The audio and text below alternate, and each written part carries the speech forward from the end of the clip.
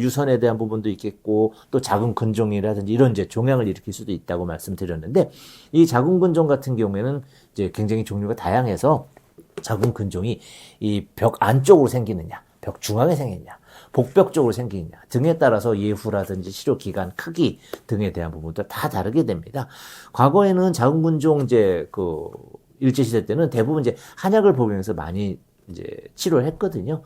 결국은 혈류 공급에 대한 부분들이기 때문에 혈관이 이제 늘어나는 부분들을 이제 근육화되어 있는 부분들이 말라 비틀어지게 만드는 이제 그런 요소이겠죠. 좀 더 이제 완전하게 치료를 하게 되면은 이제 임신이 필요하지 않은 경우에는 적출을 한다든지 요새는 이제 수술 기술이 많이 발전했기 때문에 그런 부분들도 권해드립니다. 그러나 이제 좀 연세가 드셔가지고 굳이 수술할 필요가 없다든지 또는 이제 임신을 위해서 자궁을 유지했으면 좋겠다 하는 경우에는 한방적인 접근을 통해서 한방의 양방을 공이 동시에 사용함으로써 한방 부인과 영역에서 많이 이제 접근을 할 수가 있습니다. 저희 보성한의원에도 이제 부인과 전문의께서 공동 대표원장으로 계시기 때문에 오셔서 이제 자궁근종에 대한 부분도 이제 한방적 치료를 해보시면 가능성을 이제 말씀드릴 수 있겠습니다. 오늘의 이제 마지막 단락은 이제 45분 요실금입니다.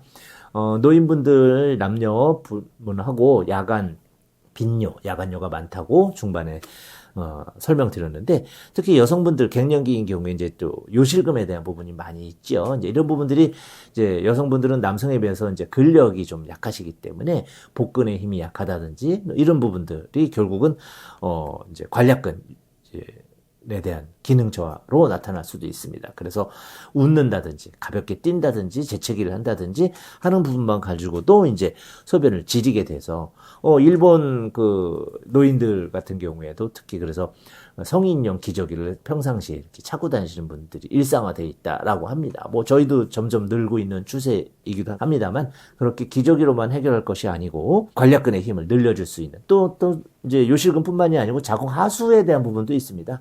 자궁 끌어올려주는 이제 그런 것들도 한방에서 충분히 가능한데 그와 더불어 요실금에 대한 부분도 이제 한방에서 충분히 약으로 가능한 부분이 있다. 이런 부분도 이제 한방 부인과 영역의 질환이기 때문에 충분히 한번 접근해 보신다면 한방 치료 가능하지 않을까 이렇게 생각을 합니다.